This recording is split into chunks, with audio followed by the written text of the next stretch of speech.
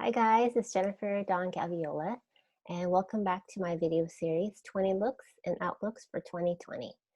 So this video 14, thanks for your patience. I was going to do it last week, but um, given the pandemic, some days are better than others, and I just needed a break. So thanks for your patience, but I am very excited to talk about the topic for video 14. Um, just as a reminder, this video series is really, I created this series to really help you feel really aligned with who you are from the inside out, especially as an introvert, so you can thrive in your life and business this year. And it is possible to thrive this year. So, video 14. This video is, the topic is actually quite unexpected. Um, like I had mentioned a couple weeks ago, uh, this topic I feel inspired to elaborate on because of a situation that came up a couple weeks ago, which I'll go into in a second. But the topic is how to deal with haters as an introvert. So I feel super compelled to talk about this. It feels very important and timely. So before I go into the topic, I did want to share what I'm wearing. Um, This is look 14. And just like with all the other looks, I name each look because that way it has its own identity. And this one I'm calling True. And it is actually, let me show you the whole look first.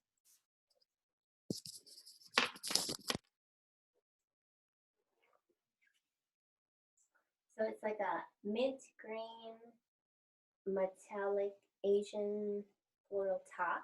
And I'm wearing it with these metallic jeans. I thought those two look good together. And I'm wearing it also with these vintage earrings. So I was feeling the metallic vibe. And I also like how this is like feminine, but with the pants, it also looks strong, which kind of goes with the theme I'm talking about today. So again, this look is called True. And all right, so now let's talk about the actual topic for video 14. How to deal with haters as an introvert. How to deal with haters as an introvert. So I know, well, I'm an introvert and an empath and a highly sensitive person. And so I know that being visible online, offline, but especially online, can be challenging, like managing your energy. We feel so much. So we're very mindful of how we use that energy, right? So typically online, I don't really, seeing negative comments online is par for the course, right? So I typically ignore it or delete the comment, or I just don't really pay that much attention to it. But something happened a couple weeks ago that I felt really moved to speak up. And so for those of you that didn't see that post, it was a few weeks ago, I reposted this article about the increased cases in Georgia since reopening. And I've been diligently sharing posts about what's been happening with the different things in the pandemic, because my intention is to keep people informed so they can make the best decisions to keep their families themselves safe. So that's like what I always share. I like to share positive things, but also, oops, wait, my earring just fell. I like to share positive things, but I also like to share things that are informative. So anyway, what happened was I shared that post on Facebook, and this person, who I don't know, put a comment saying, "Jennifer, do you ever share positive posts everything you share is negative and your content is gross. And I was just like really shocked that someone I don't know would be that um, that blatantly like disrespectful. And at first I thought, I'll just ignore it. But again, I felt when I read her comment, there was such a energy behind it that I felt like, you know what, I have to take a stand against this. So I didn't want to react in an emotional way. I took some time to react in a way that was respectful and full of grace, because that's just how I operate. So how I responded to her was, that essentially, I share positive content if she's been following me for a while, and that I'm very intentional on what I share and sharing good news, but also things that feel true to me, and that's my right, And so and if she felt like my content was negative, that she's welcome to unfollow me. And she ended up unfollowing me, and I thought that was that, and I was fine with it. And then I received this unexpected blessing that from that point on, and it probably lasted a good couple of days, people were coming to my defense and saying that, I am a very positive source for light and inspiration, and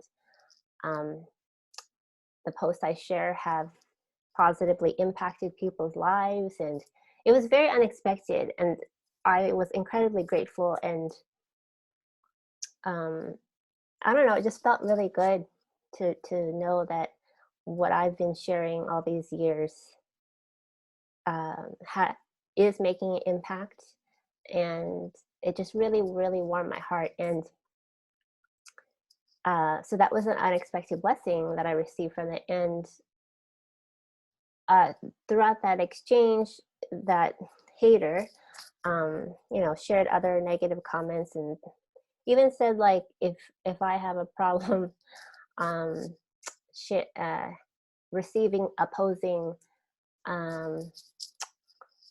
opinions, I should get off Facebook. And I was just like, oh my God, like, this is getting out of hand. So I, said something like, because I really don't have a problem with opposing views, but we're mature adults, so you can communicate in a way that is objective and respectful. And anyway, that the conversation ended with me and the hater by the last comment to me was the last straw, where it was like something about, oh, who's the one being sensitive? So basically trying to shame me for being sensitive. And it's just like, that's really when I took a stand and said, like, there is no, yes, I am sensitive, and there's no shame in that. And as you can tell from all the love and support that I received from this post. And that was the last I heard from her. And again, why I'm sharing this story with you and why I felt compelled to do this follow-up video, many things. First, I want to encourage you to know that it's not okay for other people to try to silence your voice. It is your God-given right to take up space, to share your truth, to express yourself. And don't allow, I know it's hard because we feel so much, but take a stand. And if it's something that you believe in, definitely speak up, because no one has the right or the power really to silence your voice, and especially yourself. Just because you can sense other people's negative energy, don't let that dim your own light. It's really important that you give yourself permission to speak up when you feel called. I'm not encouraging you to defend yourself towards anyone, but again, like for me, I typically don't really allow myself to engage with quote unquote haters, but this felt different because it felt bigger than me. And so that's why I spoke up. So that was one reason why I spoke up. Another reason why I feel like it's important to mention that don't allow anyone to shame you for being sensitive. This really, really bothered me. I feel very passionate about this. Being sensitive is a gift. Being empathetic, inclusive, kind, loving, having the ability to feel others' emotions, that is a God-given gift. And don't let anyone bully you or shame you into believing that that is a weakness, because that is a strength. And that's actually a strength that the world needs right now. We need more leadership that is all about empathy and inclusion and truth. And so I did want to say that it's really important that don't allow anyone to shame how you're naturally built. And which really like leads me, before I go into the tips on how to help you deal with haters yourself, I did want to talk about elaborate a little bit more why it's so important for you to speak up and share your voice, and for you to speak your truth, is because this time that we're living in in the pandemic, but just in general, the past few years, there's a lot of division. There's a lot of fear. And now more than ever, it's really important for you to hold on to what feels true to you. And for you to hold on to that and to speak your truth. And because that helps others align with their truth and to have the courage to speak their truth. And truth is important, right? No one can deny your truth. So you have to believe in what you believe in with so much conviction. And again, you're not trying to prove to anybody, but you have the right to speak up and express your truth, right? Especially during this time. And I feel like what's also important is when you do take a stand, when you do take up space, when you do speak up, you're essentially telling yourself that you are enough, that you matter, that what you share matters, that what you believe matters. And you doing that for yourself, it's like this act of self-love, the self-acceptance. And by you doing that, you're showing an example of someone that believes he or she is enough, right? And we need more of that. We don't need more diminishing, disrespecting, fear mongering, bullying. We don't need that. We need more people that believe in who they are, believe in their truth, have that sense of strength. Because I truly believe you can be strong and you can be kind. You can be quiet and you can be fierce. And it's really important for you to give yourself that permission to be that force for good, to be that light, because we are built for this time. The reason why we're alive during this time is because we are built for this time. And especially if you're an introvert, empath, highly sensitive person, please know that all your natural strengths, again, your deep intuition, your rich inner world, your empathy, your compassion, your inclusion, your kindness, just your ability to pick up what other people are feeling, that to me is a source of healing. That's a source of power. And so I feel like the more we can give ourselves permission to show up and speak up when we feel called, we essentially lead ourselves. We become that leader that we've always dreamed of. And the people that are meant to hear us, see us, be impacted by us will be. There's a reason why that situation happened with me, and all those people came to my defense and gave me so much love. I really feel like God was using that situation to show me, or give me the opportunity to speak up, but also give to me all the love that I I've given out all the seeds I've planted for years. So I know it can be scary to be more visible online with your business, especially as an introvert, empath, highly sensitive person. It's a whole different dynamic when you feel so much, right? You have to, self-preservation is key. However, it is so important. I can't stress how important it is for you to recognize how you are a blessing to this world. It's a gift that you have so much love in your heart, that you have the capacity to feel so much, and you also have the capacity to speak up without losing yourself, without letting other people diminish you. You just have to believe that. And I feel like that situation gave me the opportunity to express my truth, but also be an example for other people, especially other introverts who have, doing their best and are just speaking their truth. And I just feel like, just allow yourself to be used. Trust your discernment, and don't minimize the fact that how you're naturally built is on purpose and it's for this time.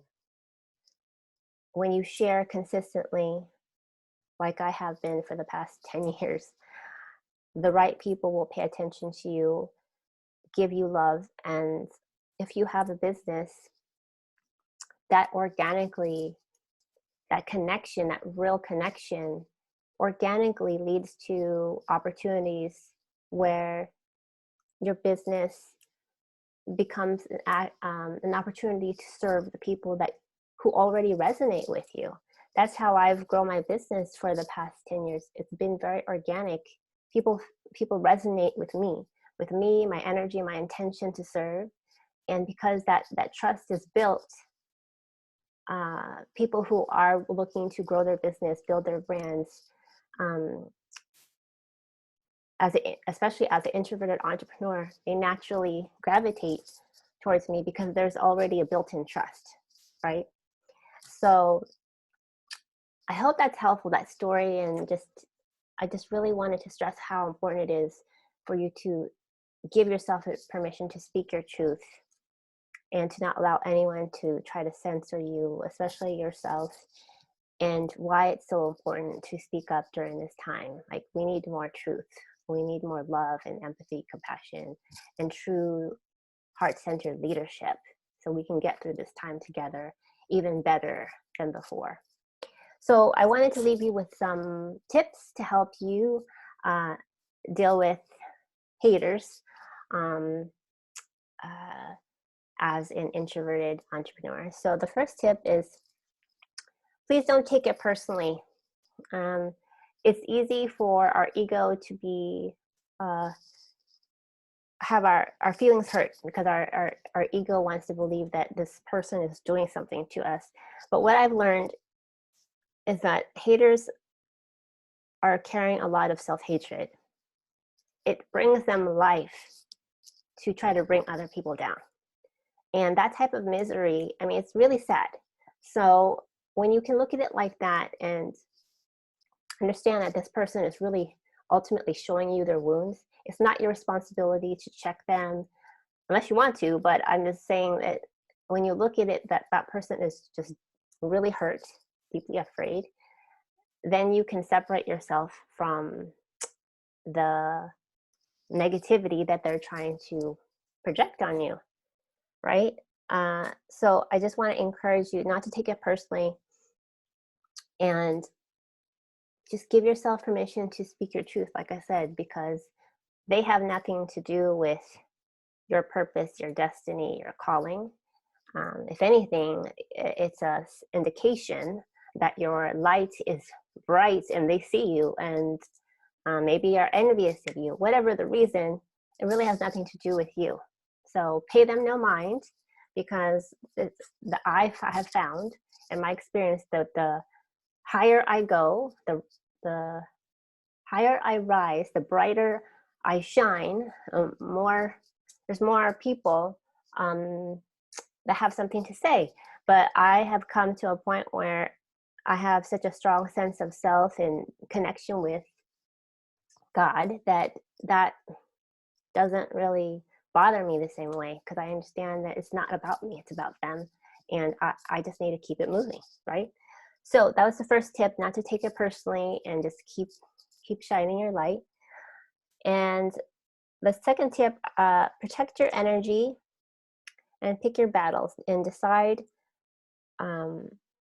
what is worth your precious time and energy, right? So like I said, self-preservation is super important.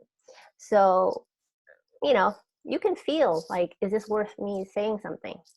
In this case, what happened a couple weeks ago felt like it was worth my time, because it felt like it was bigger than me. I will not allow someone to disrespect me and to shame me on my own page. Okay? No, not allowed. That's not acceptable. And so you just have to decide like what is worth your time and energy, and make yourself a priority. Like, honor your energy, be very deliberate on what you share and how you want to engage with people.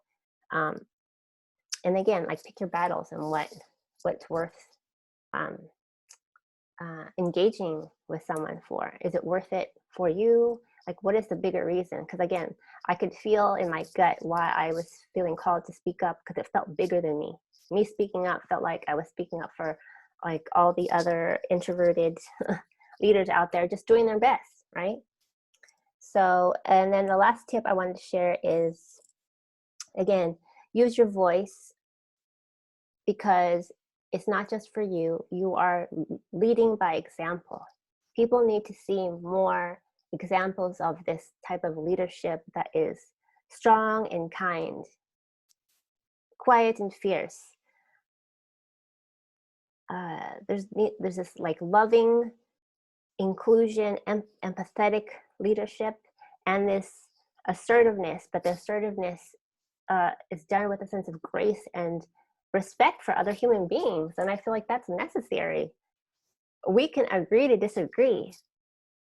That's normal.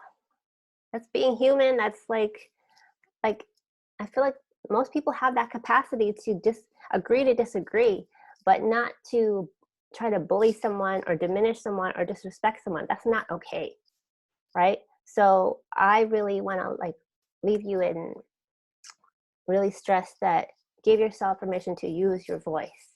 Speak your truth. That's your God-given right. That's your birthright to be here, to exist, and to speak your truth. Because the more you do, it is an active service. It's an active service. The right people, when you do that consistently, you'll see, just like in my case, you'll see the impact that you're making. So have more faith in you and what you came here to do rather than the fears. Be very deliberate on how you're using your energy. But with my last tip, just give yourself permission to use your voice, because when you are being used as an example. When you're consistent, you're being used as an example of what true leadership is. True leadership based on love and empathy and truth and grace, because that's what the world needs, right? All right, so I hope I'm super passionate about this topic. I'm all about like fairness, and everyone deserves to be treated fairly and with kindness and respect. Everyone deserves to thrive by being themselves. That's, to me, being yourself, being fully embodied, fully you. That's why we're here. You have that right, and that's how you're being called to serve. So if this resonates with you and you would like to go deeper and how you can be more visible in a way that feels really authentic and real, where you're speaking your truth, I invite you to schedule a complimentary discovery call. You can email me at info@darningsoul.com, or you can send me a private message. Oh, and then heads up, I'm excited to share that I'm doing my next virtual party on Thursday, May 28th at 11 a.m. Central, and this is part 2. In case you missed part 1, did a virtual party several weeks ago on the topic is that we're covering is prospering through the pandemic as a introverted entrepreneur. So the first part was really about the mindset the inner work, the soul work you need to do to lay a strong foundation to create to receive prosperity. And the second part that we're talking about is more of the soulful strategy to actually execute your goals. But again, it's deeply rooted in like what you feel deeply inspired to do, like your inspired goals. So because my intention is to really help you financially thrive through this uncertain time. So if you are interested in attending, send me a private message and then I will put you on the virtual guest list. And for those of you interested, just like with my other pieces in my Gabiola vintage collection, if you're interested in this top, which is called True, I'm going to share in the comments more details about this piece. And as with all the other items, a portion of the sales from my Gabiola vintage collection goes to the Mamba Sports Foundation to further Kobe and his daughter Gigi's legacy in youth sports. So I hope you enjoyed this video. I'm so glad that I waited and gave myself some grace and some space because I really wanted to honor the message that is wanting to come through me. So I hope it resonated with you, and I look forward to talking with you next week. And we'd love to know in the comments below also what resonates with you. Okay, guys, I hope this has been helpful, and I'll talk with you soon.